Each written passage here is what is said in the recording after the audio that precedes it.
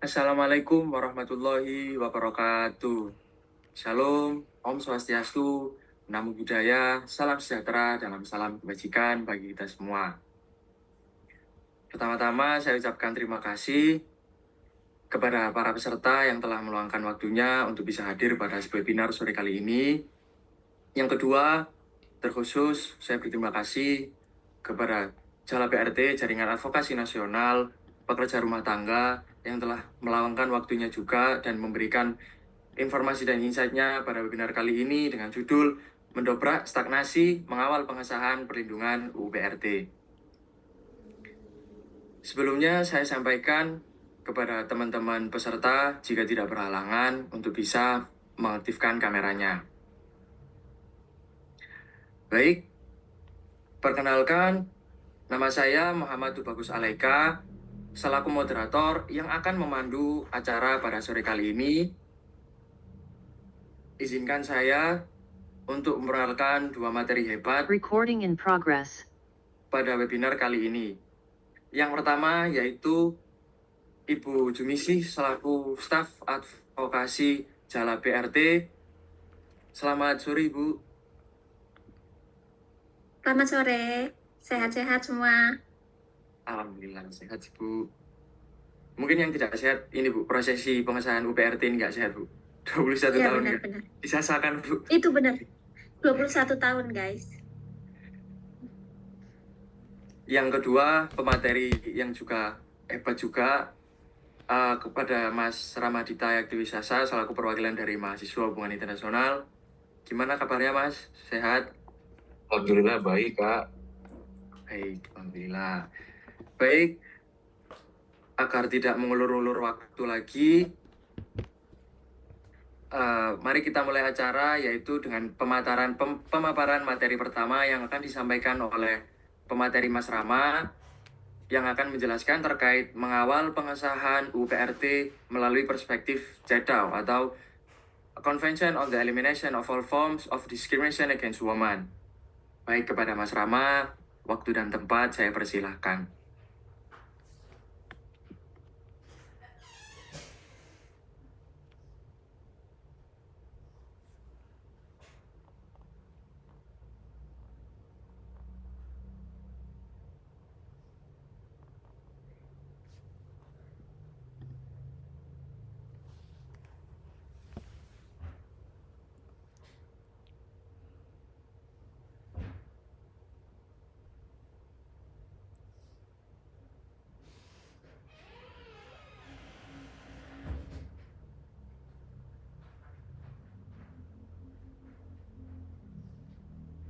Baik, mungkin Mas sembari menunggu share screen dari teman-teman operator.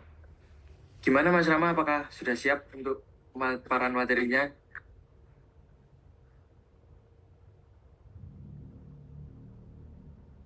Mungkin Mas Rama masih... Sudah siap kok Kak. Siap. Oh, sudah siap. Tinggal nunggu PPT-nya muncul aja ini. Tunggu PPT-nya muncul. Oke.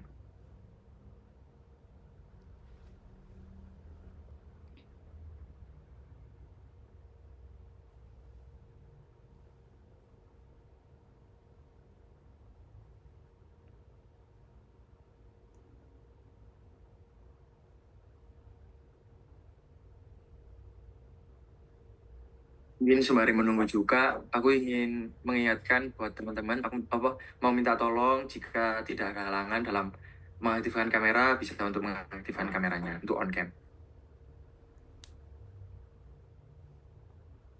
Saya mulai ya. Di sini saya akan menjelaskan mengenai pekerja rumah tangga dan juga pekerjaan rumah tangga. Mungkin saya akan sedikit disclaimer ya. Di sini saya menjelaskan sebagai mahasiswa hubungan. Jadi apa yang saya jelaskan yaitu tentang mengenai pengesahan UU Perlindungan Pekerja Rumah Tangga juga berasal dari POV saya sebagai siswa hubungan. Belum kita membahas dari inti dan pembahasan kita yang utama hari ini, RUU Perlindungan Pekerja Rumah Tangga, saya akan mencoba memberikan gambaran sedikit tentang apa itu yang disebut sebagai pekerja rumah tangga dan juga apa itu pekerjaan rumah tangga. Gitu. Bisa di next.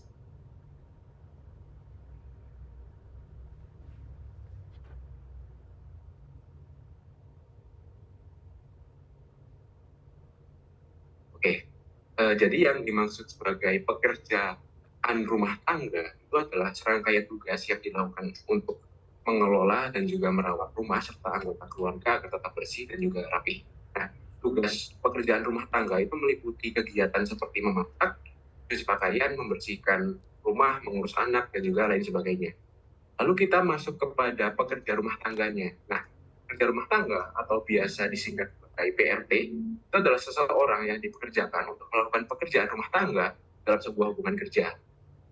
Hanya mereka itu bekerja di rumah-rumah majikan mereka atau yang biasa memberikan pekerjaan terhadap mereka. Nah, dan perlu diingat bahwa penggunaan istilah asisten rumah tangga atau ART itu terkadang mengurangi makna status mereka sebagai pekerja yang memiliki hak dan juga kewajiban yang harus dipenuhi.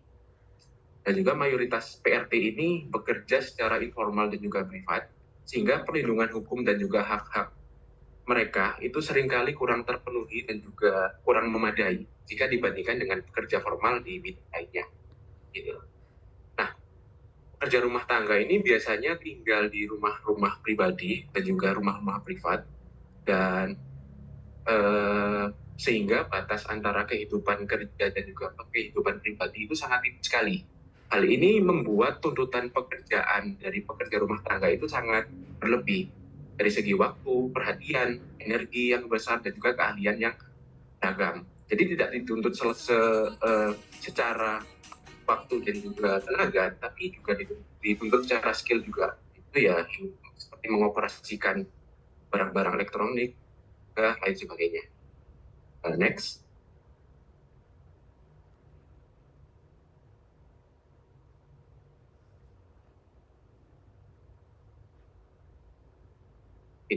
Ini adalah peran pekerja rumah tangga dalam kinerja publik sektor ekonomi. Pekerja rumah tangga itu berkontribusi pada kinerja publik dengan berfungsinya sektor publik. Hal ini dikarenakan kebutuhan dasar sebuah negara dapat terpenuhi, terutama mereka yang bekerja di sektor publik, dan juga dapat menjalankan tugasnya dengan lebih optimal tanpa terganggu oleh masalah rumah tangga. Hal ini dikarenakan kebutuhan dasar sebuah keluarga itu sudah terpenuhi oleh pekerja rumah tangga. Dan dengan kata lain, produktivitas di luar rumah itu sangat bergantung pada keberhasilan pengelolaan pekerjaan rumah tangga yang di take over oleh pekerja rumah tangga di dalam sebuah rumah. Next. Ini merupakan data dari jumlah pekerja rumah tangga. Berdasarkan data dari ILO, International Labour Organization, yaitu jumlah pekerja rumah tangga di Indonesia mencapai 1,22.008 juta dan juga sebanyak 1.036.000 itu adalah perempuan. Nah, ini adalah berdasarkan dari riset dari Jaringan Advokasi Nasional Pekerja Rumah Tangga atau JALAI PRT, terdapat lebih dari 4 juta PRT di Indonesia, di mana 90% dari mereka, 99% dari mereka itu adalah perempuan. Next.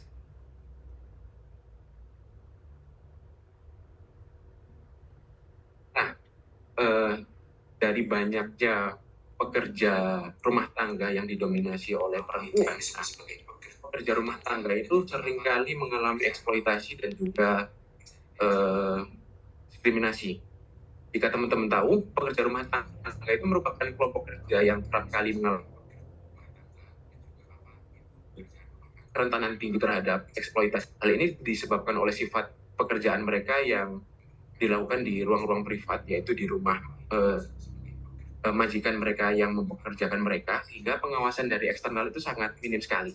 Selain itu, lemahnya perlindungan hukum dan seringkali tidak diakuinya pekerja rumah tangga sebagai pekerja formal dalam sistem ketenaga kerjaan membuat mereka itu terpinggirkan dari akses terhadap hak-hak seperti tenaga kerjaan, seperti upah minimum, jaminan sosial, perlindungan maternitas, dan juga jam kerja yang manusiawi. Hal ini termasuk dalam modern slavery ya, yang merupakan saat seorang individu ini dieksploitasi oleh orang lain. Lalu, ini adalah data dari kasus kekerasan terhadap pekerja rumah tangga. Di Indonesia sendiri itu sangat sering sekali ya terjadi kekerasan yang dialami oleh pekerja rumah tangga. Berdasarkan data dari Jala PRT pada tahun 2018 sampai 2023, terdapat 2.064 kasus kekerasan terhadap pekerja rumah tangga, dan mayoritas kasusnya itu seperti kekerasan psikis, fisik, dan ekonomi dalam situasi kerja. Dan biasanya pekerja rumah tangga ini mengalami upah yang tidak dibayar atau dipotong upah oleh majikan ketika sakit dan juga tidak dapat bekerja. Dan PRT ini tidak bisa mengklaim jaminan kesehatan serta tidak ada kenaikan upah meskipun bekerja selama bertahun-tahun, serta tidak ada pesangon ketika mengalami pemutusan kerja. Next.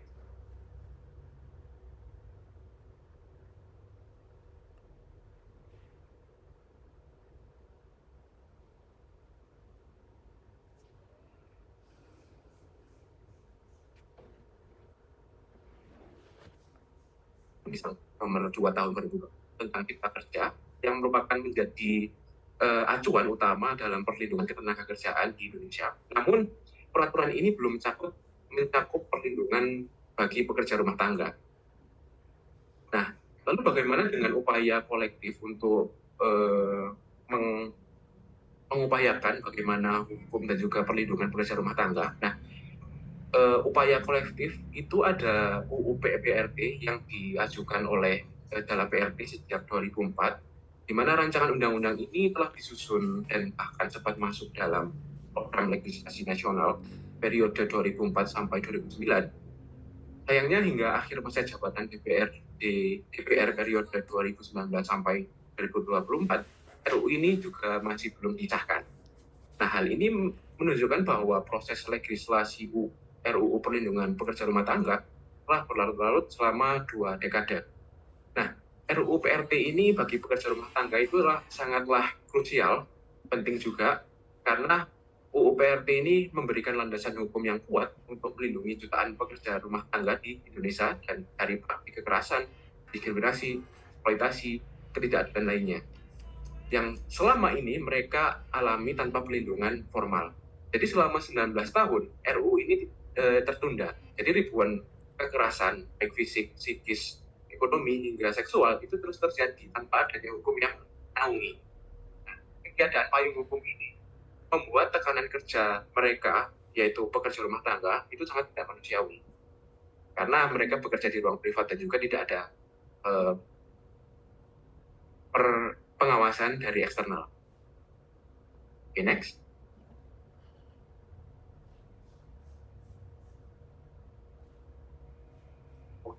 Karena pekerja rumah tangga ini didominasi oleh perempuan, sangat relevan sekali jika menggunakan Covenant DAO sebagai pisau analisis dan juga dorongan untuk mengesahkan RUU PRT. CEDAW atau the Convention on the Elimination of All Forms of Discrimination Against Women itu dikenal sebagai konvensi penghapusan segala bentuk diskriminasi terhadap perempuan.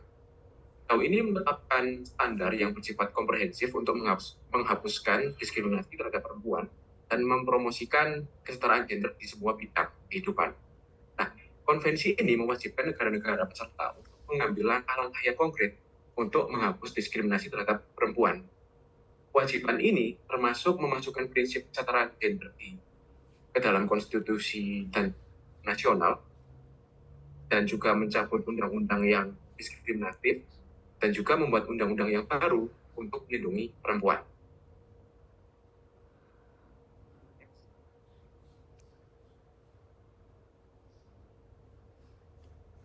Nah, jadi meskipun CEDAW ini sudah diratifikasi oleh Indonesia melalui Undang-Undang Nomor 7 Tahun 1984, peristiwa diskriminasi dan juga kekerasan yang dialami oleh pekerja rumah tangga yang didominasi oleh perempuan ini sangat sering terjadi. Sehingga tanpa adanya undang-undang perlindungan pekerja, komitmen terhadap CEDAW yang mana CEDAW ini melindungi hak-hak dan juga pekerja perempuan itu hanya bersifat simbolik semata tanpa adanya implementasi yang konkret. Oleh karena itu, pengesahan UU PRT ini menjadi urgensi hukum dan juga moral untuk memastikan negara benar-benar memenuhi kewajiban internasionalnya kita melindungi kelompok pekerja yang selama ini terpinggirkan. Dan juga kegagalan Indonesia untuk mengesahkan RUU PRT yang ditolak DPR RI ini dapat dibilang sebagai pelanggaran terhadap kewajiban Indonesia di bawah CEDAW. Indonesia pun sudah meratifikasinya kan, dan komitmen untuk mengambil langkah-langkah yang diperlukan untuk menghapus semua diskriminasi. Namun kenyataannya hingga saat ini RUU PRT yang menjamin keselamatan dan juga payung hukum yang pasti untuk pekerja rumah tangga belum juga disahkan. Dan juga Indonesia sebenarnya memiliki kewajiban untuk melaporkan implementasi CEDAW pada Komite CEDAW di PBB. Namun laporan terakhir yang disampaikan oleh Indonesia itu pada tahun 2012. Dan setelah itu tidak ada laporan yang diserahkan berdasarkan Komnas HAM. Nah, dengan pengesahan RUU yang rancangan RUU yang ketika disahkan, Indonesia itu dapat memenuhi kewajiban dan juga komitmen CEDAW yang sesuai pada pasal 11, yaitu yang pertama adalah menjamin hak perempuan pekerja rumah tangga atas kesempatan kerja yang adil dan melakukan perlakuan setara pada pekerjaan yang lain, lalu memberikan perlindungan hukum yang memadai terhadap kekerasan dan diskriminasi di tempat kerja, lalu ada menyediakan jaminan sosial, pelatihan, dan juga kondisi kerja yang aman dan juga sehat, lalu mendukung perempuan agar dapat menjalankan peran kerja dan juga tanggung jawab keluarga tanpa mengalami diskriminasi atau hambatan yang tidak adil. Pasal 11 CEDAW ini menuntut negara melakukan upaya alternatif untuk mengatasi ketimpangan, memastikan hasil yang setara untuk perempuan dan laki-laki, kemudian hanya kesamaan akses semata. Oleh karena itu, pengesahan RUU PRT ini merupakan langkah yang konkret untuk mewujudkan prinsip kesetaraan substansif dan juga non-diskriminatif yang diamanatkan oleh CEDAW. Bisa di next. Jadi kesimpulan singkat dari penjelasan yang saya sampaikan itu adalah pekerja rumah tangga atau PRT yang mayoritas adalah perempuan merupakan kelompok kerja yang rentan terhadap kekerasan yang selama ini belum juga mendapatkan perlindungan hukum yang layak di Indonesia. Meski Indonesia telah meratifikasi Konvensi Tidak Melawi nomor 7 tahun 1984 sebagai bentuk kekerasan, masih ada dan juga masih terjadi kekerasan dan juga diskriminatif dan juga eksploitasi terhadap PRT yang terus terjadi di Indonesia. Nah, penundaan pengesahan RUU perlindungan PRT selama ini sudah berlarut-larut hingga 2 dekade dan menunjukkan lemahnya komitmen Indonesia dalam melindungi hak-hak perempuan dan juga pekerja. Oleh karena itu, pengesahan RUU PRT ini menjadi langkah yang krusial dan mendesak untuk mewujudkan kesetaraan gender, menjamin hak-hak dasar PRT, serta memenuhi kewajiban konstitusional dan juga internasional Indonesia di bawah komitmen CEDAW. Ini cukup dari saya. Terima kasih atas kesempatannya ya. Saya kembalikan kepada moderator. Baik. Terima kasih Mas Rama atas pemaparan materinya yang telah memberikan insight-insight baru terhadap apa sih itu PRT dengan menggunakan perspektif CEDAW. Tadi itu juga sempat dijelaskan juga ya Mas Rama terkait apa itu PRT di Indonesia, apakah masih memang banyak PRT-nya, dan ternyata di Indonesia masih banyak PRT yang kemudian secara kontrak itu masih informal dan ternyata didominasi oleh para perempuan yang itu masih merasakan ketidakadilan yang mereka merasakan selama ini. Dan juga dijelaskan tadi upaya apa yang bisa dilakukan untuk menanggulangi hal tersebut. Begitu ya Mas Rama? Begitu. Nah,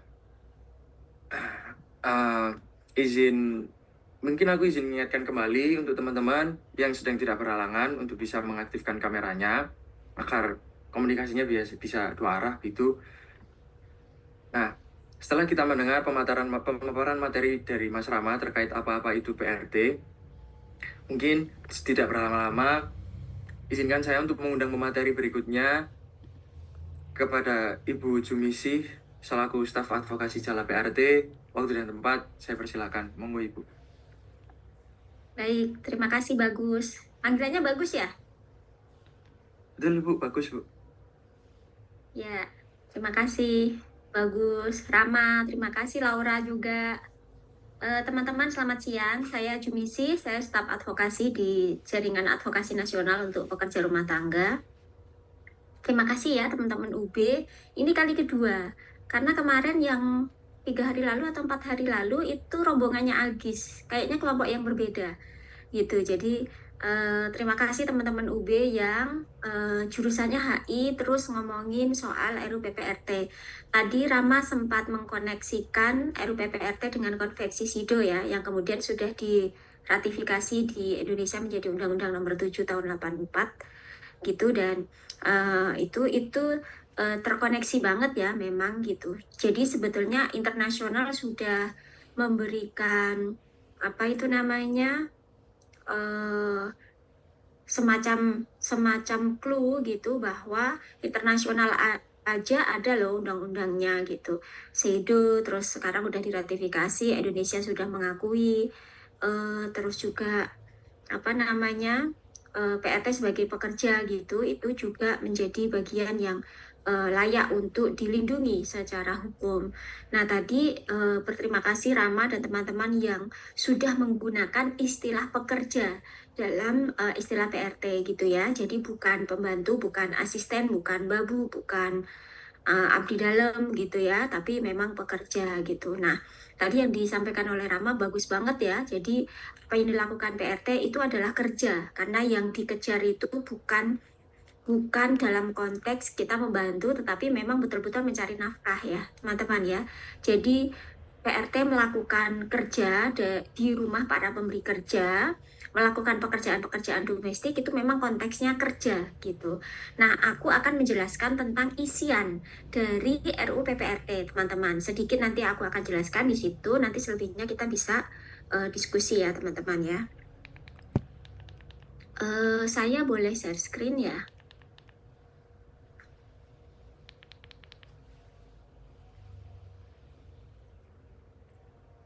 Oke. Nah, ini adalah bagian dari apa RUU PPRT, teman-teman. Jadi kalau kita ibaratkan itu seperti payung ya, teman-teman ya. Jadi Undang-Undang PPRT itu adalah payung hukum gitu yang dinantikan oleh teman-teman pekerja rumah tangga. Dan sebagai pekerja kita butuh ya ada hukum yang melindungi kita gitu. Nah, ringkasan-ringkasan ini sebetulnya singkat ya, singkat kita bisa diskusikan yang sebetulnya ini secara draft itu dia sudah masuk ke Bamus, teman-teman, per tahun 2020. Jadi setelah tahun 2020 itu tidak ada revisi lagi, tidak ada apa namanya, tidak ada perubahan lagi sampai kemudian keluar masuk prolegnas lagi itu per tahun 2020 gitu. Nah, 20 dan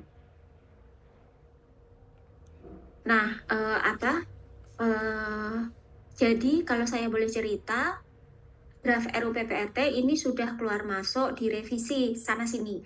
Jadi yang terakhir yang di tangan Bamus itu adalah sudah revisi yang ke-56 kali, teman-teman. Jadi draft yang terakhir yang sekarang ada di tangan Balek itu adalah draft yang sudah sangat kompromis atau sudah sangat sederhana. Artinya udah sampai pada tahap ya sudahlah, yang penting sah dulu gitu ya. Yang penting ini menjadi hukum dulu di Indonesia sebagai leg spesialis dari Undang-Undang Ketenagakerjaan gitu. Nah, apa maksud dan tujuan di dalam RUU PPRT gitu ya. Jadi kalau misalnya ini nanti jadi undang-undang gitu, tentu tujuannya adalah untuk memberikan perlindungan kepada PRT dan pemberi kerja gitu. Jadi ini memberikan perlindungannya itu bukan hanya kepada PRT-nya, tetapi juga kepada pemberi kerjanya. Nah, ini menjadi poin yang harus diketahui oleh semua pihak ya, teman-teman ya. Gitu. Jadi dia bukan hanya melindungi PRT. Nah, isu yang beredar itu adalah ini tuh hanya untuk kepentingan PRT-nya gitu. Tapi sebetulnya kalau kita mengkaji, mendalami, mendiskusikan secara intens, draft-draft RUU PPRT itu sebetulnya bukan hanya untuk melindungi PRT, tetapi juga melindungi pemberi kerja. Di mana Gimana melindunginya? Yaitu dalam poin kesepakatan bersama. Jadi RUU PPRT itu teman-teman kalau disarikan, diperas-peras gitu ya, kira-kira draft RUU PPRT itu isiannya adalah soal perjanjian kerja tertulis antara PRT dan pemberi kerja. Nah, disitulah masing-masing pihak itu bisa memberikan apa namanya argumentasinya, usulannya, jenis pekerjaannya, kemudian upahnya, jaminan sosialnya, jam kerjanya, dan seterusnya, itu dituangkan dalam perjanjian kerja tertulis. Demikian juga pemberi kerja bisa menuangkan gagasannya, upahnya yang disanggupi berapa, jam kerja yang disepakati berapa, klasifikasi jenis pekerjaan apa saja yang dibutuhkan oleh pemberi kerja, jaminan sosialnya, liburnya, cutinya, THR-nya, itu semua dituangkan dalam perjanjian kerja tertulis. Meskipun gitu ya, meskipun kita tahu bahwa ada relasi kuasa yang sangat timpang antara PRT dengan pemberi kerja. Nah, itu nanti bisa kita diskusikan lebih lanjut. Nah, jadi itu teman-teman. Jadi maksud dari adanya Undang-Undang PPRT tentu saja adalah untuk melindungi PRT dan pemberi kerja. Yang kedua itu adalah untuk mencegah segala bentuk kekerasan, diskriminasi, eksploitasi termasuk pelecehan. Karena banyak PRT yang jadi korban, teman-teman. Entah jadi korban kekerasan ekonomi, upahnya nggak dikasih, entah jadi kekerasan fisik, dipukul, ditendang, ditonjok gitu ya. Atau kekerasan seksual, dicolek, dilecehkan, dan lain-lain. Yang ketiga adalah untuk mengatur hubungan kerja yang harmonis, yang menjunjung tinggi nilai-nilai kekeluargaan, kemanusiaan, dan keadilan. Nah, ini juga hal yang dikhawatirkan nih teman-teman terkait dengan nilai kekeluargaan. Jadi banyak pihak berpikir bahwa asas kekeluargaan nanti takutnya luntur jika ada Undang-Undang PPRT. Nah, di sini bahkan kita mencantumkan di dalam draft bahwa keberadaan Undang-Undang PPRT itu tidak akan melunturkan asas kekeluargaan. Gitu. Kemudian berikutnya, tujuan berikutnya adalah meningkatkan pengetahuan, keahlian, dan keterampilan para PRT dan meningkatkan kesejahteraan PRT. Jadi maksud dari undang-undang ini itu begitu. Nah, apa saja yang tidak diatur dalam RUU PPRT, teman-teman? Nih ya, jadi RUU PPRT tidak mengatur soal ini. Hubungan kerja berdasarkan saudara, kerabat, itu tidak diatur dalam RUU ini. Yang kedua terkait dengan ngenger ya. Ngenger tahu ya teman-teman ya. Ngenger itu maksudnya ngikut ke keluarga orang lain. Jadi misalnya aku ngenger ke keluarganya Rama, terus aku dapat imbalan makan misalnya. Nah itu namanya ngenger ya teman-teman ya. Nah kita tidak mengatur tentang itu. Gitu. Yang ketiga, kita juga tidak mengatur tentang santri yang dia ada di pesantren-pesantren yang dia memang kepentingannya memang mengabdi ya teman-teman ya. Kemudian abdi dalam yang dia bekerja di keraton-keraton, ya RUU PPRT tidak mengatur itu meskipun dia bagian dari kerja-kerja perawatan ya. Kenapa? Kenapa tidak diatur di dalam RUU ini? Karena mereka tujuannya bukan untuk mencari nafkah, teman-teman. Ya, mereka tujuannya memang mengabdi. Kalau PRT, pekerja rumah tangga dalam makna yang tadi dijelaskan oleh Rama, itu adalah kepentingannya adalah cari nafkah, cari uang, memang untuk menafkahi dirinya dan keluarganya gitu. Jadi yang diatur adalah teman-teman pekerja non yang disebutkan ini. Nah, asas RUU PPRT apa saja teman-teman? Yaitu ada asas kekeluargaan, ada asas keadilan, ada asas kesejahteraan, ada asas kepastian hukum. Ada satu lagi juga asas yang kemarin sempat disebut oleh anggota Dewan waktu RDPU, yaitu terkait dengan asas HAM, hak asasi manusia. Jadi itu juga menjadi bagian yang melingkupi RUU PPRT yang menjadi asas untuk memberikan perlindungan kepada kedua belah pihak. Nah, jadi asas kekeluargaan itu disebutkan di dalam draft RUU PPRT karena kita juga menghargai itu sebagai budaya orang Indonesia, gitu. Nah, keadilan tahu ya teman-teman ya, asas kesejahteraan, asas kepastian hukum. Dengan keberadaannya Undang-Undang PPRT, nantinya itu PRT akan mendapatkan kepastian hukum. Nah, apa hal-hal yang tidak berubah? Ya, itu tadi yang aku jelaskan teman-teman. RUU PPRT tidak akan mengubah suasana kekeluargaan, budaya, kearifan lokal yang sudah berjalan dengan baik gitu. RUU PPRT juga tidak mengubah praktek baik yang selama ini sudah berjalan di masyarakat. Jadi, budaya baik itu tidak hilang karena ada Undang-Undang PPRT. Nah, apa saja jenis-jenis pekerjaan rumah tangga, teman-teman? Ini adalah klasifikasi jenis-jenis pekerjaan. Gitu. Kalau di dalam draft RUU itu ada disebutkan di pasal 7, teman-teman. Jadi banyak ya, teman-teman ya, klasifikasinya ya. Ada memasak, mencuci pakaian, menyetrika pakaian, membersihkan rumah, mengasuh anak, menjaga orang sakit atau berkebutuhan khusus, mengemudi, menjaga rumah, menjaga binatang, gitu-gitu. Nah, klasifikasi jenis pekerjaan ini maksudnya apa? Kenapa diklasifikasikan?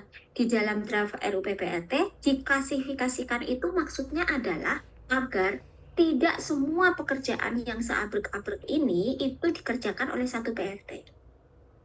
Kalau pekerjaan ini dilakukan oleh satu PRT, ya jelas PRT bekerja 24 jam, bahkan bisa lebih gitu ya teman-teman ya. Jadi ibaratnya PRT nggak dikasih kesempatan untuk bernafas, untuk istirahat aja susah gitu. Nah makanya kita menawarkan di dalam draft RUU PPRT itu ada klasifikasi jenis pekerjaan. Klasifikasi ini juga selaras dengan apa yang disampaikan oleh ILO, International Labour Organization, itu tentang reduce ya teman-teman ya. Reduce itu maksudnya mengurangi pekerjaan-pekerjaan sehingga PRT juga punya jam-jam, punya waktu-waktu untuk dirinya sendiri, untuk dia istirahat. Jadi 24 jam itu dia punya porsi untuk dirinya gitu. Nah, bagaimana yang berlaku selama ini teman-teman terkait dengan jam kerja variatif, teman-teman? Ada yang dia bekerja 12 jam dari pagi sampai malam gitu. Ada juga yang dia bekerja hanya 3 jam, 4 jam gitu ya. Tergantung kesepakatan dengan para pemberi kerja. Nah, kalau pengalaman di Jala PRT itu seperti itu. Jadi ada PRT yang dia sudah bisa negosiasi dengan pemberi kerja dan dia bilang sama pemberi kerja, bos, aku hanya mau melakukan pekerjaan ini saja. Pekerjaan itu aku tidak mau. Dan aku mau digaji sekian gitu. Kalau oke, kita tanda tangan. Kalau nggak oke ya sudah nggak apa-apa. Nah, kalau PRT-nya sudah berorganisasi, dia punya kapasitas untuk melakukan itu, teman-teman. Karena dilatih ya, kita melatih teman-teman untuk melakukan negosiasi itu. Kalau dia tidak berorganisasi, nah ini yang kemudian agak berat ya, karena ya mungkin akses pengetahuan, kemudian keberanian, meningkatkan kepercayaan diri itu juga masih PR ya teman-teman di kalangan para pekerja rumah tangga. Catatannya adalah bukan berarti bahwa satu rumah itu ada beberapa PRT dengan jenis pekerjaan yang berbeda. Jadi itu terserah pemberi kerjanya, dia mau mengerjakan satu PRT, 2 PRT, 10 PRT ya terserah selama selama asas-asas dan nilai-nilai hubungan kerja itu tercipta ya teman-teman ya. Ada anggota dewan teman-teman, kalau kawan-kawan tahu, ada anggota DPR loh yang dia itu pekerjanya itu 20 orang PRT-nya. Jadi saking rumahnya besar, dia keluarga besar gitu ya, di rumahnya dia itu ada 20 PRT gitu. Ada rumah tangga yang dia hanya mempekerjakan satu PRT itu. Jadi sesuai dengan kebutuhan. Jadi itu bukan keharusan bahwa satu rumah itu harus ada PRT lebih dari satu. Itu tergantung kebutuhan gitu. Nah, seperti praktek yang sudah ada, semuanya itu tergantung dengan kebutuhan dan juga kesepakatan dengan pemberi kerja. Apa saja hak-hak pekerja rumah tangga yang diatur dalam RUU PPRT? Nah, ini umum ya teman-teman ya. PRT punya hak untuk beribadah, mendapatkan upah sesuai kesepakatan, mendapatkan THR, mendapatkan jam kerja yang manusiawi, ada istirahat, libur, cuti, jaminan sosial, dan juga hak berserikat. Gitu. Jadi hak-hak ini umum teman-teman. Dia ada juga di dalam Undang-Undang Ketenagakerjaan ya teman-teman ya. Tetapi karena PRT belum diakui sebagai pekerja di Indonesia gitu, maka hak-hak ini kadang banyak luput loh teman-teman. Banyak PRT yang dia tidak mendapatkan THR gitu, kayak Lebaran kemarin itu ada beberapa PRT yang mengadu dia itu hanya dikasih THR Rp250.000, padahal dia bekerja sudah lebih dari 1 tahun gitu. Jadi mestinya kan dia, kalau berdasarkan ketentuan di Kepmen, itu kan THR itu kalau dia sudah bekerja 1 tahun minimal dia dapat 1 bulan upah. Kalau dia bekerja lebih dari 1 tahun dia bisa negosiasi berapa THR-nya gitu. Itu kalau buruh industrial ya teman-teman yang ada di manufaktur gitu. Tapi kalau PRT belum punya patokan hukumnya teman-teman. Nah ini yang perlu kita kejar. Termasuk jaminan sosial. Banyak teman-teman PRT yang dia itu belum mendapatkan BPJS Kesehatan, BPJS Ketenagakerjaan. Ini hak-hak yang diatur oleh draft RUU PPRT. Termasuk hak ini, teman-teman, hak berserikat. Ini adalah hak paling mendasar yang teman-teman PRT punya. Tetapi kita tahu bahwa hak berserikat ini belum banyak diketahui oleh PRT-nya sehingga masih sedikit PRT yang berserikat.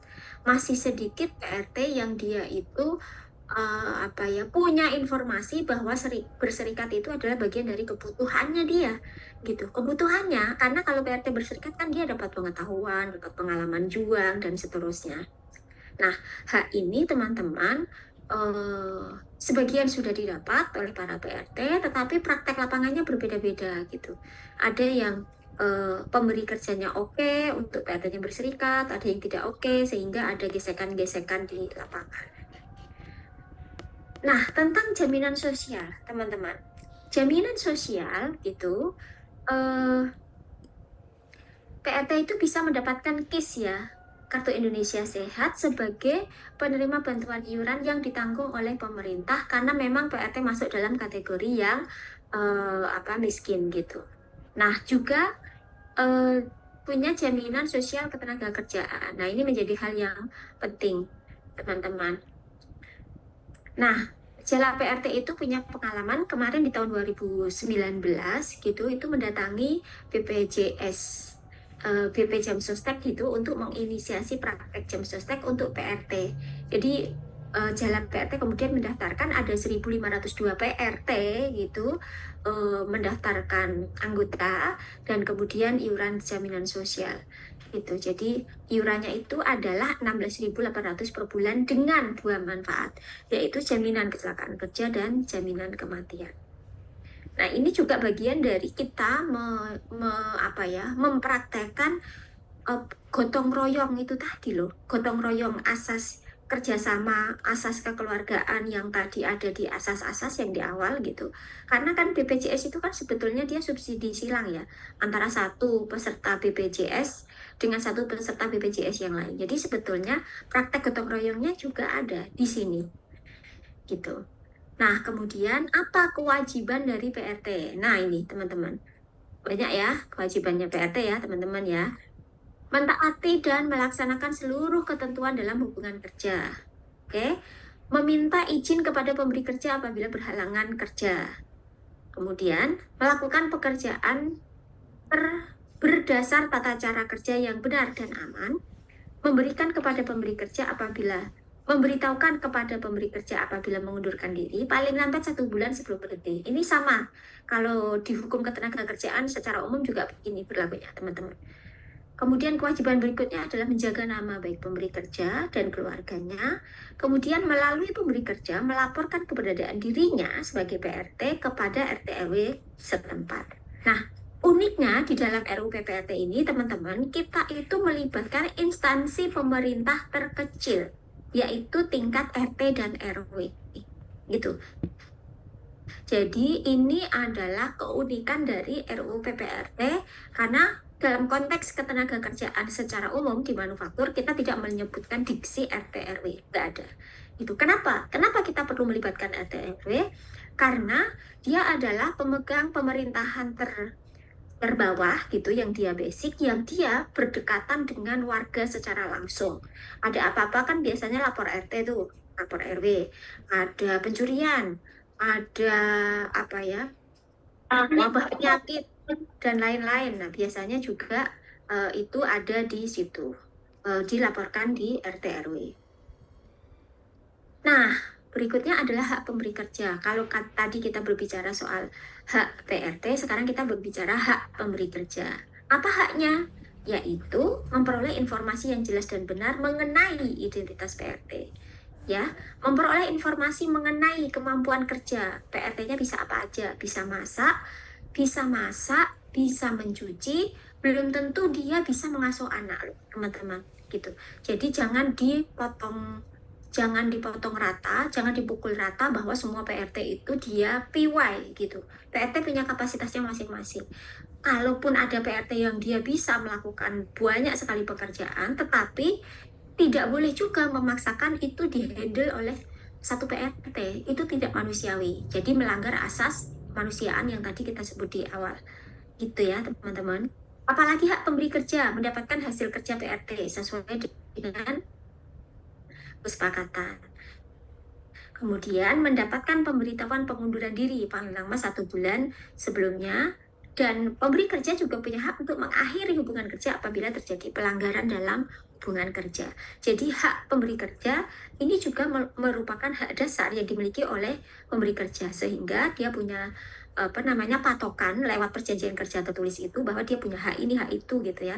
Dia tidak punya hak ini, tidak punya hak itu tuh boleh sekali dituangkan dalam perjanjian kerja.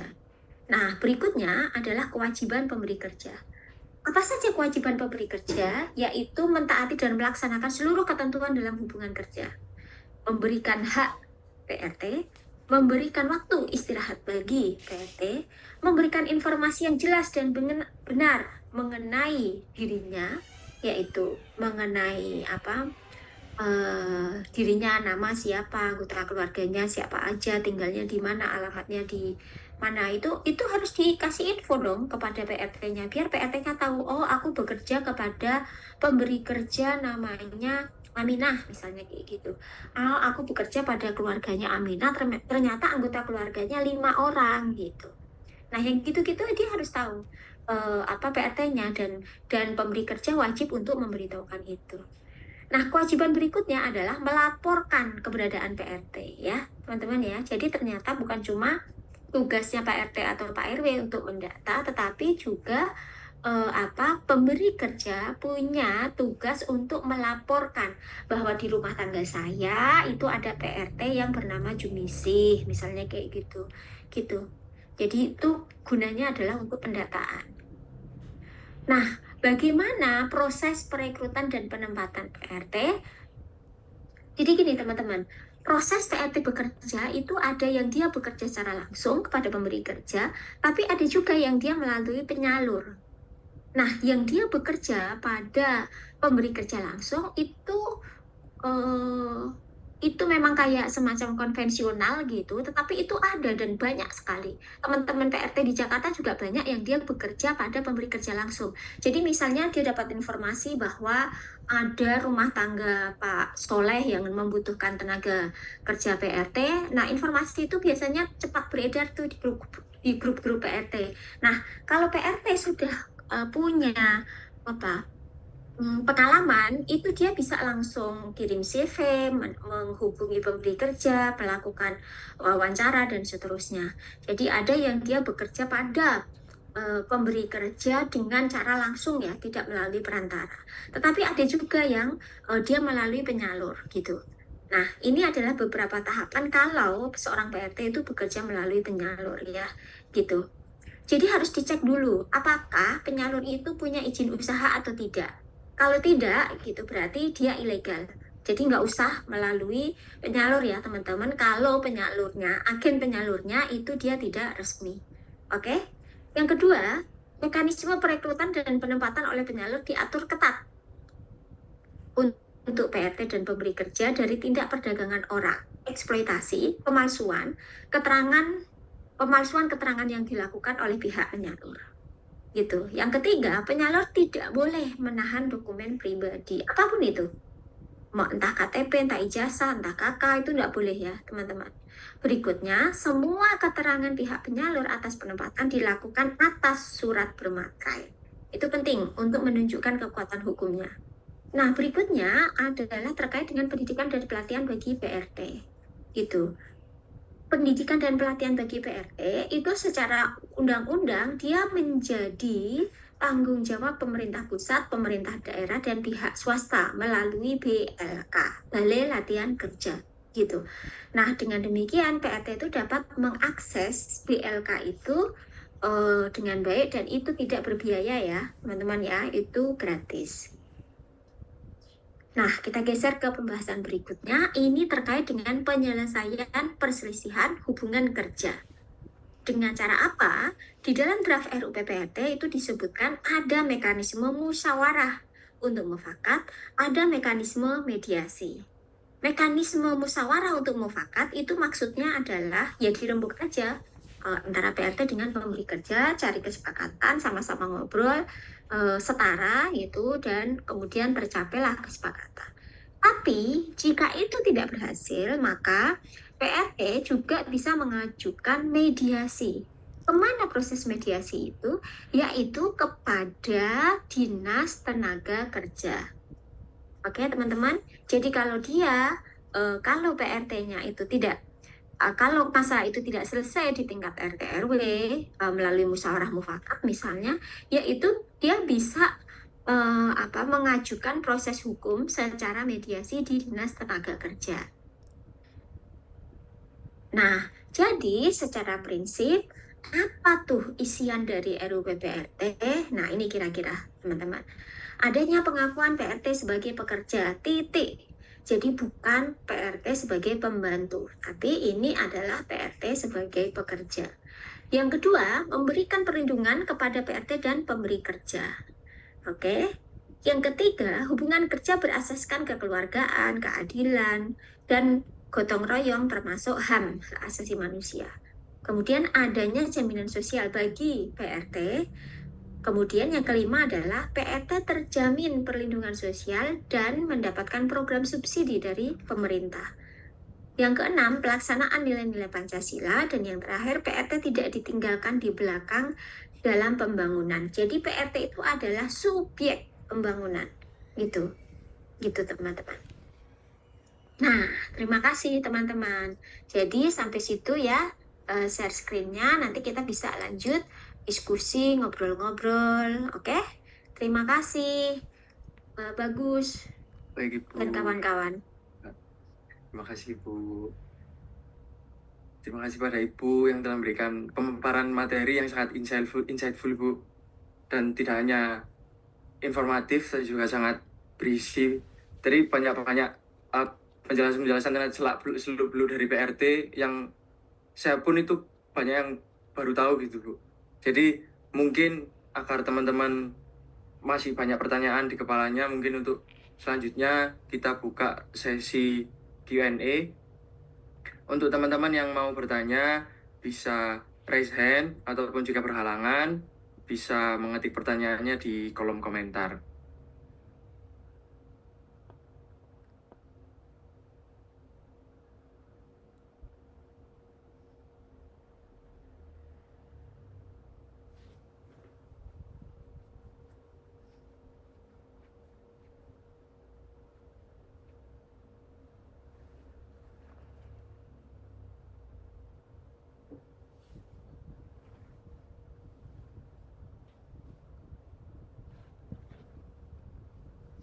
Jika mau bertanya bisa raise hand ya teman-teman.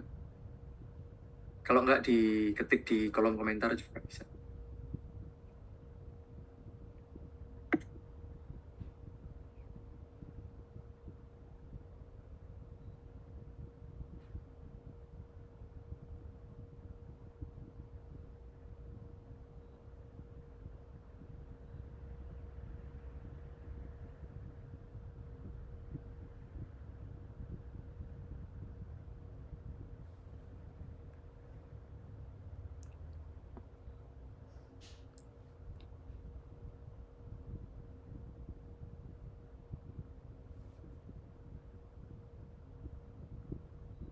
Mungkin dari saya sendiri, Bu, tadi sempat, Leonard dan Laura, mungkin Leonard karena sudah raise hand bisa memberikan pertanyaannya.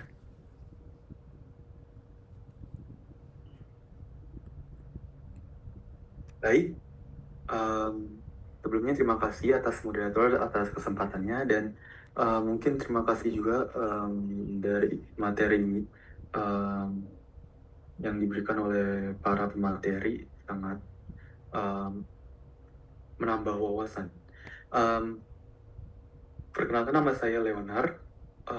Saya ingin bertanya mengenai RUU PRT tadi sih.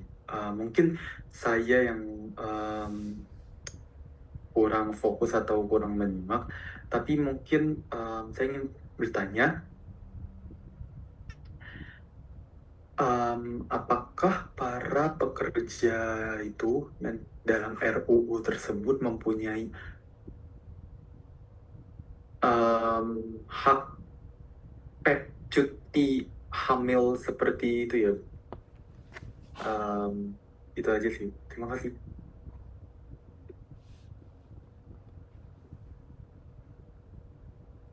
Baik, terima kasih atas pertanyaannya, Kak Leonard. Mungkin Ibu Jumisi ini pertanyaannya ditampung dulu atau langsung dijawab, Ibu? Langsung boleh ya? Langsung boleh, tunggu. Ya, terima kasih Leonard. Memang tadi kita tidak di dalam PPT aku juga tidak menampilkan soal itu ya, teman-teman ya.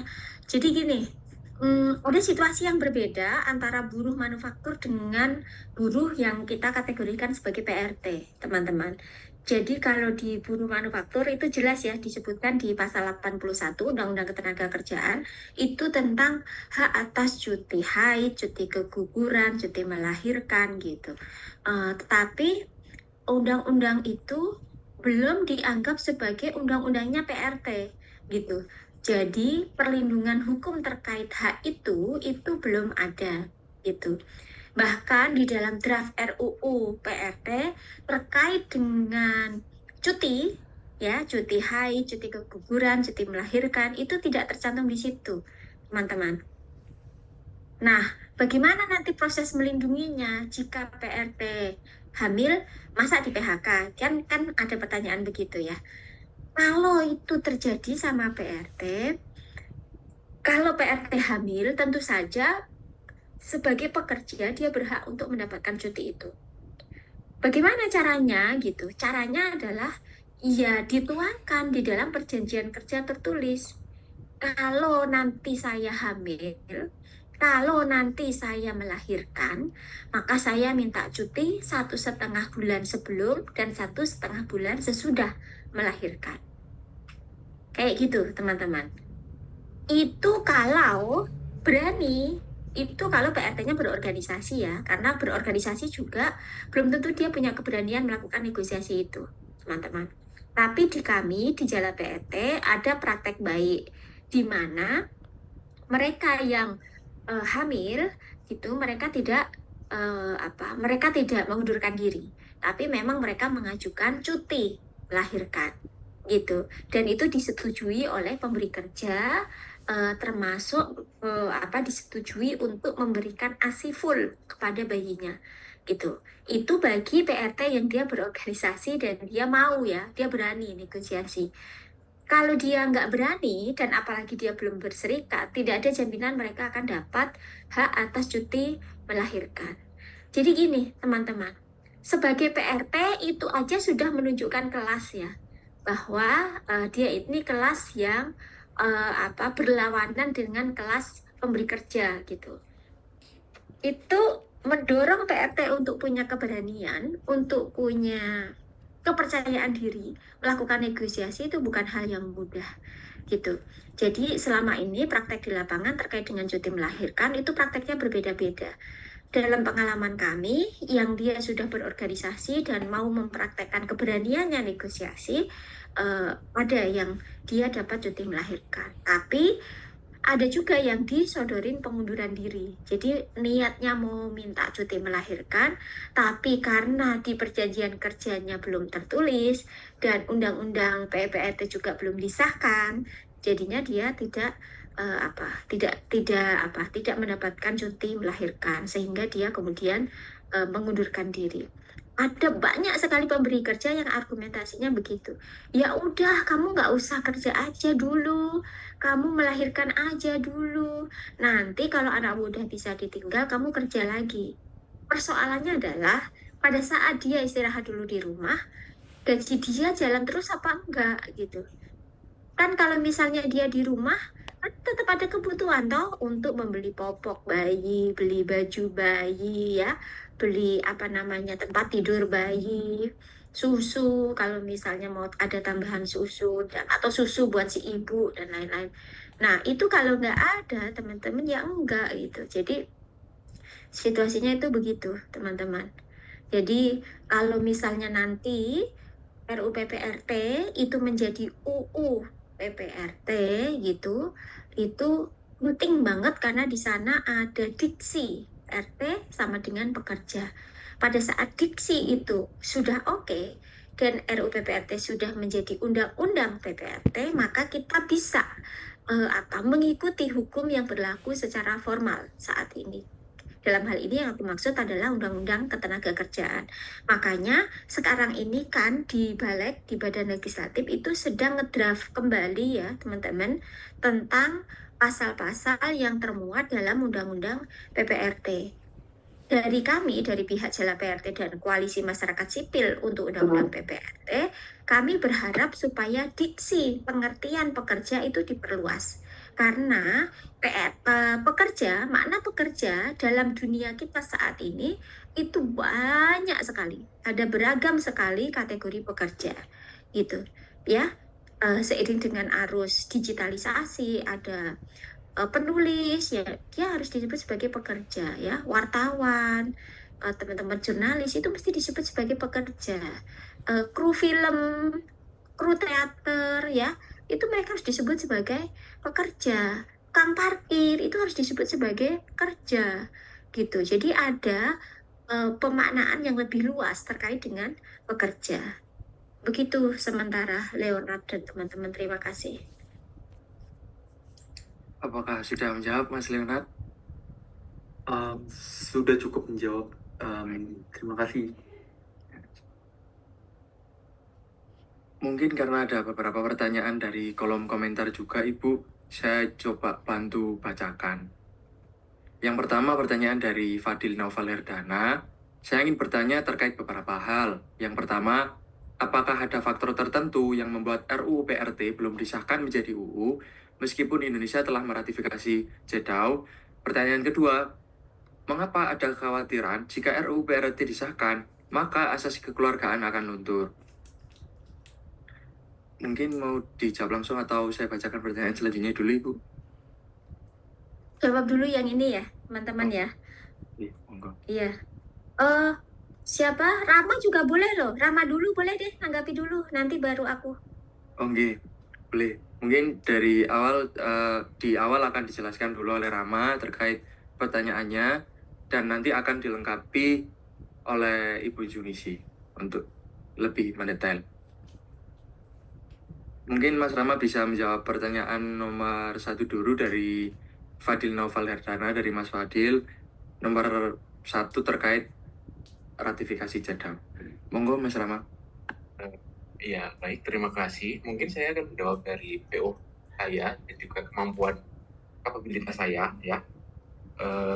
Mungkin faktor tertentunya itu yang sudah dijelaskan oleh Ibu Jumisih mengenai RUU PRT itu maksudnya kayak gimana? Karena POV dari orang-orang atau isu yang saat ini mengenai RUU PRT itu hanya untuk PRT saja, tapi kan itu ternyata itu salah gitu. Jadi kan UU PRT itu sebenarnya juga berkaitan dengan pekerja yang memberi kerja dan juga pekerjanya. Sehingga mungkin karena ketidaktahuan terhadap makna dari UU PRT ini, sehingga tidak mendapatkan dukungan gitu dari pihak konstitusionalnya dan juga pihak masyarakatnya mungkin. Nah, kalau untuk ratifikasi JEDAW juga Indonesia juga sudah meratifikasi JEDAW juga. Mungkin karena isu tadi yang ketidaktahuan makna dari RUU PRT itu juga maksud dari RUU, sehingga membuat Indonesia itu stagnan gitu. Jadi tidak seperti membentuk strategi yang konkret juga.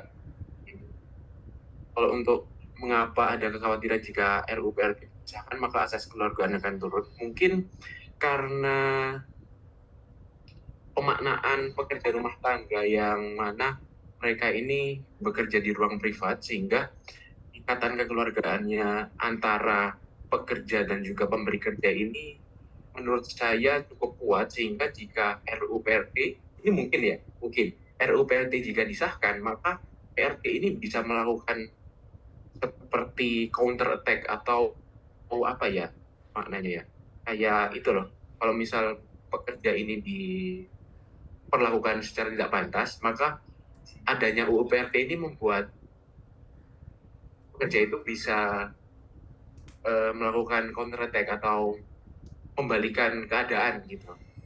Jadi mungkin itu jawaban dari saya. Baik, terima kasih atas jawabannya Mas Rama. Mungkin dari Mas Fadil Noval, apakah sudah menjawab Mas Fadil Noval?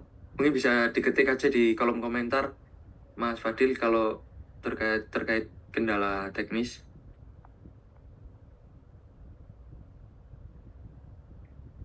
Mas Rama mungkin mau menjawab juga terkait pertanyaan nomor 2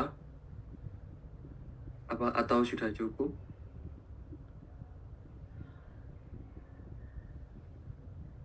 Yang mengapa ada khawatiran jika RUU PRT disahkan maka asas kekeluargaan akan runtuh.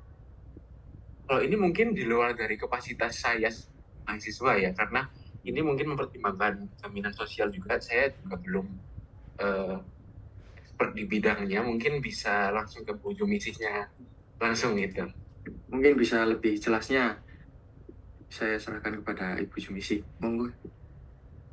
Ya, benar tadi yang Rama sampaikan ya, teman-teman. Kalau yang pertama itu juga terkait dengan political will dari anggota dewan, teman-teman. Jadi ada kekhawatiran dari anggota dewan bahwa RUU PPRT itu nanti akan membuat banyak pemberi kerja itu terpidana. Kan ada banyak isu toh bahwa pemberi kerja memukul PRT-nya, pemberi kerja misalnya memberikan makanan binatang kepada PRT-nya, kemudian ada case di mana PRT-nya tidur di tempat jemuran gitu-gitu ya teman-teman. Nah, tindakan-tindakan itu sebetulnya membuat takut para pemberi kerja, dan anggota dewan itu kan mereka adalah para pemberi kerja. Jadi ada juga kekhawatiran di mereka terkait dengan aspek pidana di dalam RUU PPRT. Nah, makanya di dalam pendiskusian terakhir di draft RUU PPRT yang terakhir, itu permintaan dari anggota dewan itu adalah aspek pidananya itu dihilangkan dulu. Jadi terkait dengan pidana, jikapun ada case-case yang berkaitan dengan pidana, nanti akan memakai KUHP gitu. Dan pakai juga Undang-Undang PKDRT. Jadi tidak usah disebutkan di dalam RUU PPRT, tapi nanti adanya dirujuk ke undang-undang lain gitu. Itu juga jadi salah satu penyebab yang menjadi faktor tertentu yang membuat belum disahkannya gitu. Yang kedua itu juga anggapan bahwa PRT itu nggak penting gitu. Kerja PRT itu apa sih? Nggak butuh skill dan lain-lain gitu, direndahkan ya teman-teman ya. Padahal yang dilakukan oleh teman-teman PRT itu sangat penting, karena nggak mungkin para pemberi kerja itu bisa lancar melakukan aktivitasnya, bisnisnya, kegiatan-kegiatannya di luar kalau urusan domestik nggak ada yang handle, yaitu PRT gitu. Nah, terkait dengan yang kedua, kenapa ada kekhawatiran dan bahwa asas kekeluargaan itu akan hilang. Jadi gini teman-teman, seolah-olah nanti kekhawatiran itu dari para pemberi kerja atau dari publik itu begini, seolah-olah nanti itu hubungannya jadi formalitas banget. Hubungannya itu kayak ya udah, yang penting secara hukum aja. Lu kerja 2 jam, pekerjaannya mencuci, upahnya 1 juta, misalnya kayak gitu ya, kayak gitu-gitu. Jadi kayak formal banget, nggak ada lagi nggak ada lagi saling santun, saling sapa, saling guyup, kayak layaknya keluarga gitu. Itu yang jadi kekhawatiran. Jadi awal mulanya itu di situ, teman-teman. Nah, kenapa kami meyakini bahwa asas kekeluargaan itu tidak akan luntur jika undang-undang ini disahkan? Karena memang ya PRT itu kan dia melakukan kerja-kerja memberi pelayanan ya. Dia kan memberi pelayanan, pemberi kerjanya mintanya rumahnya dibersihkan, ya kan? Nah, itu kan membersihkannya itu penuh dengan ketulusan, sepenuh hati membersihkan gitu.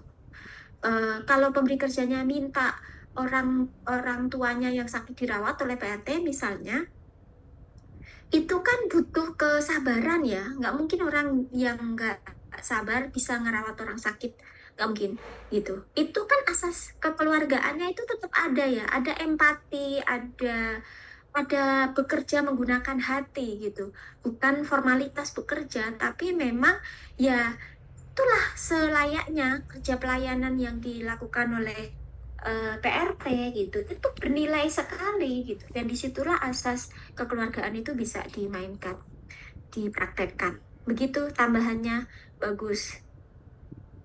Baik Ibu. Tadi pertanyaan dari Mas Fadil, dan ini ada 2 pertanyaan lagi Bu di kolom komentar. Mungkin saya juga coba bantu baca. Yang pertama dari Ibu Titin. Halo, saya Titin dari FSBWI. Aku mau tanya terkait nomor 5 jaminan sosial PRT sendiri itu saat ini bagaimana? Dan apa saja untuk saat ini yang didapatkan? Terkait dengan case yang dipaparkan, selain case yang dipaparkan tadi. Mungkin pertanyaannya lebih ditujukan kepada Ibu Jungisi. Mungkin bisa langsung dijawab mau nih. Iya, oke, terima kasih Titin. Jadi kalau terkait dengan jaminan sosial yang selama ini sudah berlaku ya teman-teman ya, dalam prakteknya teman-teman itu kalau jaminan kesehatannya teman-teman PRT itu pakai KIS, pakai Kartu Indonesia Sehat itu teman-teman. Kalau praktek di Jakarta seperti itu, dan sepertinya teman-teman di daerah itu juga begitu. Ada teman-teman yang dia menggunakan KIS. Kan KIS itu dianggap, kalau kemarin-kemarin ya itu istilahnya adalah kelas ketiga itu loh, yang dia masuk dalam kategori yang tidak usah mengiur bulanan gitu. Nah, kalau terkait dengan BPJS Ketenagakerjaan, teman-teman, itu kan dia berbayar ya. Sebagiannya itu ada pemberi kerja yang memang dia sudah punya itikat baik mendaftarkan PRT-nya jadi peserta BPJS Ketenagakerjaan gitu, sehingga dia punya hak itu tadi, punya jaminan atas kecelakaan kerja dan punya jaminan atas kematian gitu. Itu asuransinya lumayan besar loh, dengan membayar 16.800 per bulan. Itu hanya harga segelas kopi teman-teman gitu. Dengan tidak ngopi segelas kopi yang biasa kita beli di kafe misalnya ya, itu udah memberikan jaminan kepada PRT untuk nanti pada saat PRT itu meninggal dia punya asuransi, teman-teman, punya asuransi kematian. Nah, jadi ini itu ada dorongan supaya pemberi kerja itu punya empati berlebih gitu loh, punya dorongan bagaimana supaya pemberi kerja itu punya awareness, punya kepedulian terhadap PRT-nya, punya sisi kemanusiaannya. Jadi bukan hanya formalitas gitu, kamu bekerja di rumahku, selesai kerja ya sudah kamu pulang, bukan hanya begitu, tapi ada hubungan yang memang betul-betul dibangun. Nah, kemarin kami itu baru dapat informasi ada teman-teman pemberi kerja yang dia itu membangun organisasi. Namanya apa ya? Coba aku cari. Namanya itu, kalau tidak salah namanya. Sepedanya jatuh di jalanan. Namanya Jaga Pengasuhan, Jaringan Perempuan untuk Negara Peduli Pengasuhan gitu. Jadi ada pemberi kerja yang dia punya asosiasi, dan kebetulan ini isinya adalah para aktivis-aktivis yang dia itu sudah punya awareness terhadap hak-hak PRT. Jadi di organisasi ini salah satunya itu kan ada kawan kita sendiri ya yang sesama aktivis gitu di Jakarta, itu kepentingannya politis teman-teman, karena ini menuntut kepada negara supaya negara memberikan jaring pengaman ya kepada perempuan-perempuan. Jadi itu adalah asosiasi para pemberi kerja yang dia salah satunya bilang begini, kalau PRT saya punya BPJS itu juga sekaligus menguntungkan saya, karena jika sewaktu-waktu terjadi kecelakaan kerja gitu, itu bisa langsung di cover oleh BPJS. Jadi saya nggak harus mengeluarkan uang lagi, kira-kira gitu. Dengan 16.800 saya tidak usah berpikir lebih untuk mengeluarkan uang lebih banyak karena sudah di cover oleh asuransi BPJS itu. Gitu, teman-teman. Jadi tapi ada juga praktek-praktek di mana teman-teman PRT itu kayak punya kesulitan gitu untuk mengakses BPJS Kesehatan. Ada juga yang seperti itu. Nah, jika terjadi hal-hal seperti itu di lapangan, biasanya teman-teman PRT itu mereka saling mengadvokasi kawannya. Nah, itu kawan-kawan PRT itu biasa melakukan kerja gotong royong begitu. Jadi kalau ada masalah terhadap kawannya, ya udah diadvokasi sama teman-temannya. Nah, itu konteks saling bantu dari sesama PRT itu seperti itu. Begitu Bagus dan Titin. Terima kasih juga atas pertanyaannya dan jawabannya dari Bu Jumisi. Ada beberapa pertanyaan lagi, Bu. Yang selanjutnya pertanyaan dari Ibu Lil. Saya coba bantu jawab.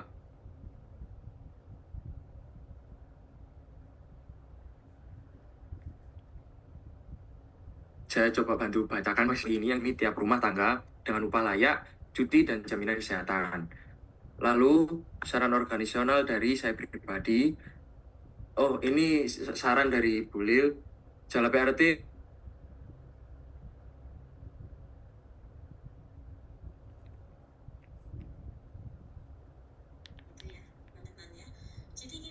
LSM yang berkaitan logistik dilancarkan. Amin. Terima kasih Bu Lil. Mungkin yang dari pertanyaan pertama mau ditamu dulu apa langsung dijawab? Mohon Ibu. Boleh langsung aku respon dulu, takut lupa. Jadi gini, kalau terkait dengan realitas, upah, cuti, dan jaminan sosial, itu prakteknya beda-beda, Bu Lil. Jadi tergantung pada kemampuan PRT sama pemberi kerja melakukan komunikasi. Nah, jadi kuncinya itu ada di perjanjian kerja itu tadi. Jadi kalau misalnya ada kesetaraan dalam hal melakukan negosiasi dan menuangkan kesepakatan-kesepakatan itu dalam perjanjian tertulis, itu cukup menjadi acuan dari kedua belah pihak untuk menjalankannya, gitu. Jadi kuncinya di situ. Nah, kemudian terkait dengan Jala PRT untuk menggait teman-teman LBH, kita punya koalisi namanya Koalisi Masyarakat Sipil untuk Undang-Undang PPRT. Jadi koalisi ini isinya hampir 300 organisasi se-Indonesia. Kepentingannya adalah memberikan dukungan untuk pengesahan RUU PPRT. Jadi kalau misalnya kami melakukan aksi-aksi kampanye, aksi demonstrasi di DPR, atau melakukan RDPU, atau bahkan memperingati Hari PRT Nasional, Hari PRT Internasional,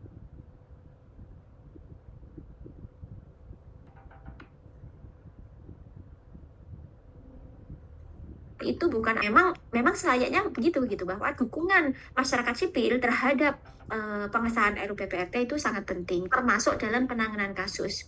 2 tahun lalu kami itu menangani kasus pidana ya teman-teman ya, pidana yang terjadi terhadap PRT SK namanya.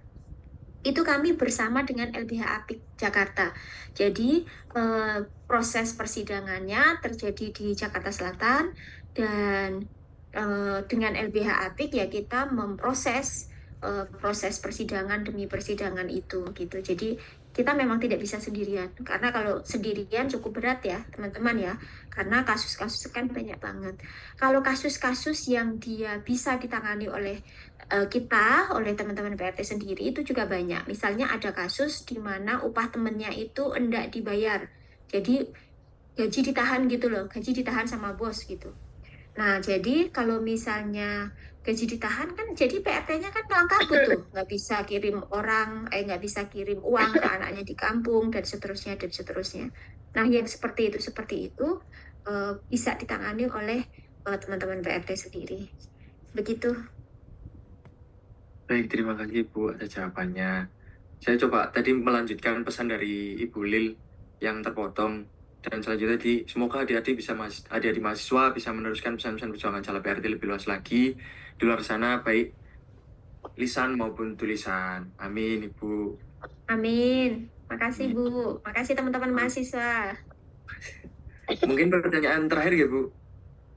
Pertanyaan terakhir dari Ibu Anita. Mohon maaf untuk pertanyaan Bu Titian di kolom komentar karena waktunya sudah overtime dan tadi juga sempat udah bertanya di awal. Mungkin pertanyaan terakhir dari Bu Anita karena yang raise hand.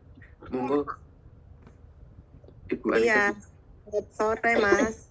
Selamat sore Ibu. Ya, saya Anita. Saya bagian dari Jala juga dengan Mbak Jumisi, tapi saya dari Serikat Pekerja Rumah Tangga yang ada di Condet, Kramat Jati, Jakarta Timur. Ya, berkaitan dengan Mas Rama tadi, kebetulan untuk SIDO tahun 2024 saya terlibat juga saat ini teman-teman CWGI SIDO Group Working untuk Indonesia tahun 2004 kemarin kan mereka membuat digital review SIDO.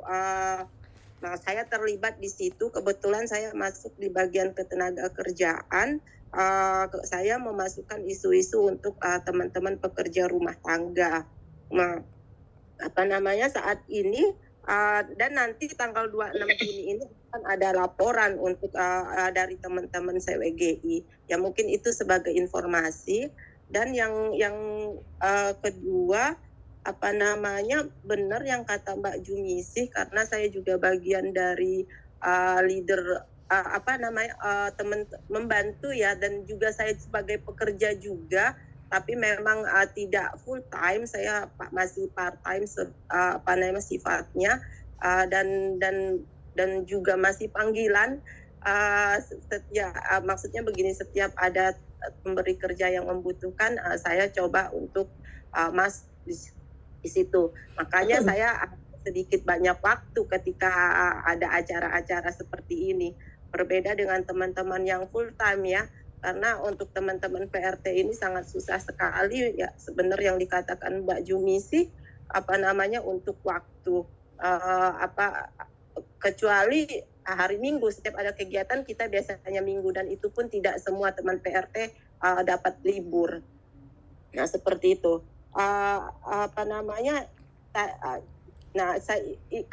Komunitas di Condet ini kebetulan masih komunitas baru ya Mas, masih belum 1 tahun, dan teman-teman PRT di sini memang untuk kesadarannya saat ini belum sadar lah ya, berbeda dengan teman-teman yang sudah berorganisasi cukup lama, teman-teman di Sapulidi, di Tangsel atau di tempat lainnya. Nah, ini jadi kendala saya juga sebagai leader di Condet ini ya, mungkin harus terus belajar, terus mendengarkan dari Mbak gitu kan ya. Nah, mungkin pengen juga nih strategi apa istilahnya kan ya, buat teman-teman yang belum tahu supaya mereka bisa mengadvokasi dirinya gitu kan, dengan mengadvokasi dirinya untuk hak-haknya. Nah, itu mungkin pengen tips-tipsnya juga kali ya Mbak ya, atau dari teman gimana gitu dengan teman-teman yang memang ya, kita sadar betul ini memang proses ya. Nah, supaya mereka ini tahu dengan hak-hak mereka berani. Nah, seperti itu Mbak. Makasih. Mantap Anita. Silakan Rama, Bagus, dan teman-teman kasih dukungan dong buat teman-teman PRT yang lagi berjuang nih. Mungkin bisa Semangat closing Anita dan statement. teman-teman.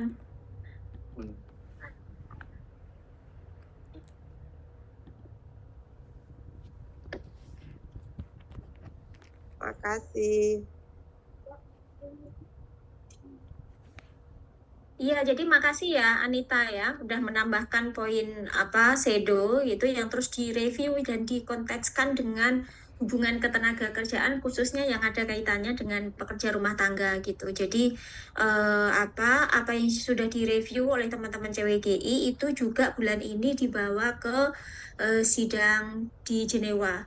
Teman-teman, beberapa perwakilan Indonesia datang ke sana untuk mereview bagaimana kondisi pekerja di Indonesia termasuk kondisi PRT gitu.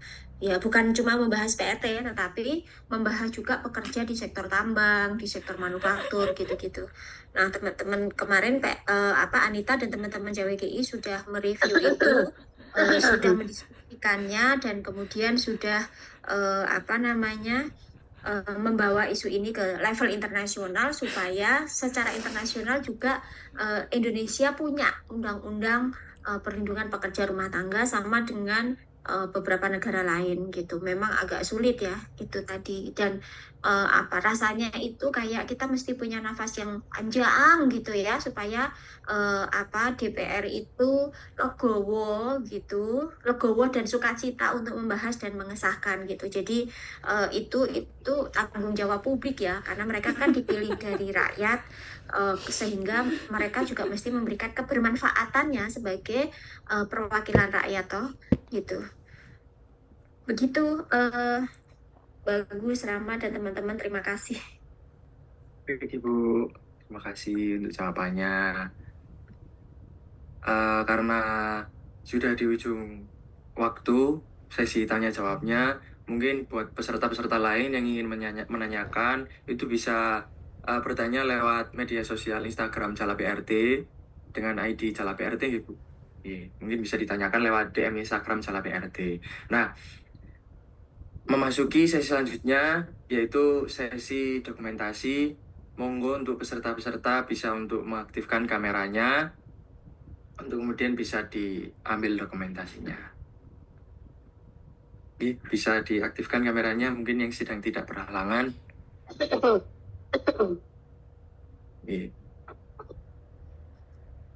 Oke, aku izin untuk ngambil foto untuk dokumentasi ya semuanya. Bisa dinyalain dulu kameranya mungkin teman-teman yang tidak berhalangan. Oke, siap-siap ya semuanya. Boleh gaya dong. 1, 2, 3.